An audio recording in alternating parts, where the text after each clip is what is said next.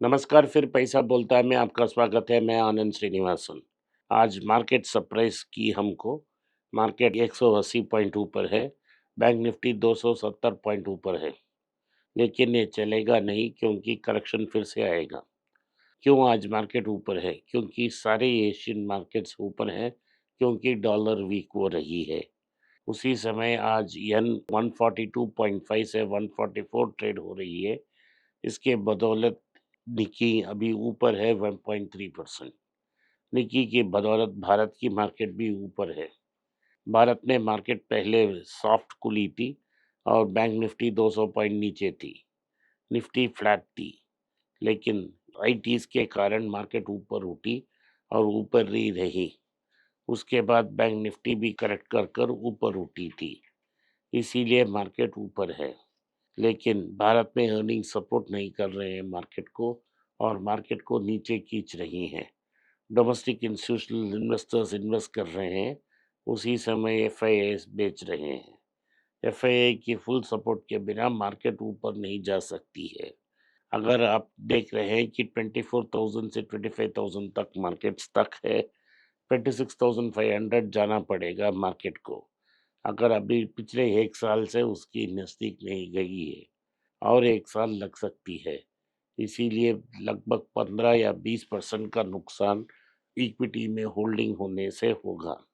अगर आपने बहुत कॉस्टली स्टॉक खरीदी है तो नुकसान और ज़्यादा हो सकता है।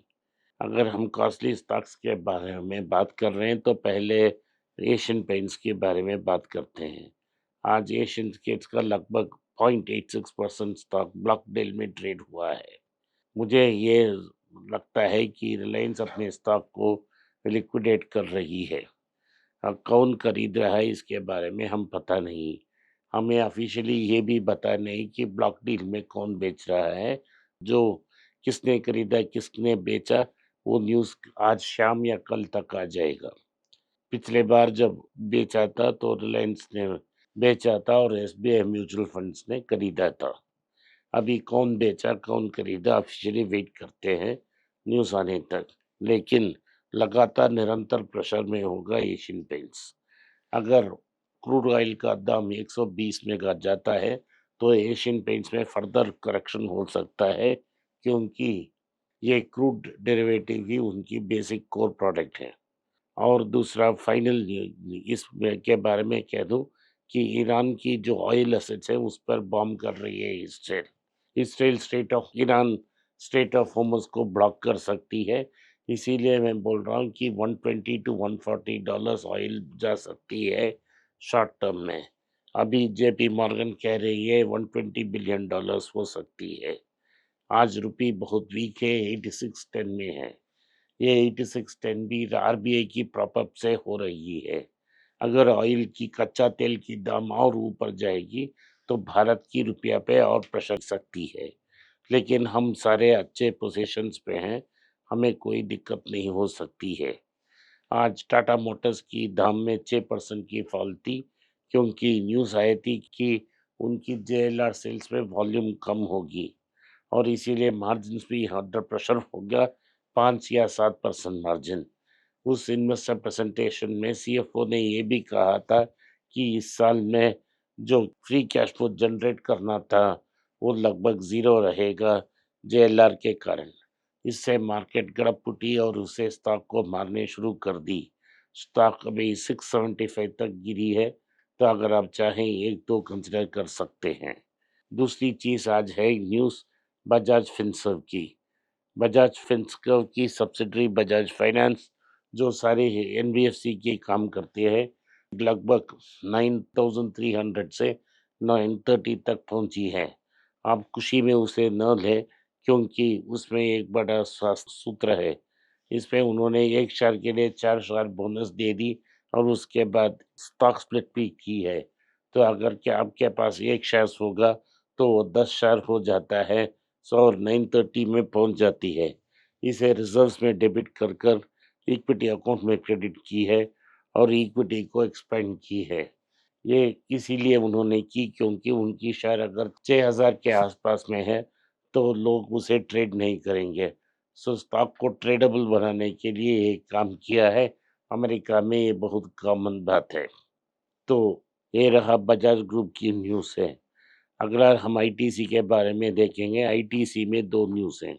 आईटीसी पहला ये इन्होंने अनाउंस किया है कि वो 24 मंत्रा ऑर्गेनिक को खरीद ली है, 400 करोड़ देकर फाइनली। फाइनेंशियल क्लोज़र हो गया है, ये योग्य बार बनाती है। ये आईटीसी का प्रीमियम ऑफरिंग होगा। तो इसके साथ आईटीसी में दूसरा न्यूज़ ये है कि ब्रिटिश अमेरिकन टोबैको अपना स्टॉक बेचना चाहती है। ये पहले ही उन्होंने अनाउंस की थी कि वो बेच जाएँगे।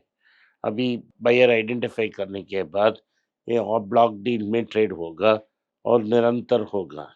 इससे मार्केट में प्रेशर आ सकती है ताकि उनकी स्टॉक को बेचने की कोशिश की जाएगी। तो या इन दिनों में ऐसा होगा कि वो म्यूचुअल फंड को किसी को पकड़ के पहले ही ये ट्रांजैक्शन खत्म हो जाती है और buy and sell simultaneously enter होती है। शायद इस डील में वैसा ही हो। तो ये रहा न्यूज़ आईटीसी के बारे में। और आईटीसी होटल्स की स्टॉक को आईटीसी से सेपरेटली लिस्टेड है, उसे बाट बेचने की। अभी हम फार्मा इंडस्ट्री के बारे में देखते हैं। फार्मा इंडस्ट्री में गुजरात में हलोल के नाम जो फैक्ट्री है, उसको इन्वेस्टिगेशन करने के लिए यूएस एफडीए ने आई थी। हलोल फैक्ट्री को उन्होंने क्लीन चिट नहीं दी, उन्होंने 8 ऑब्जर्वेशन दी है।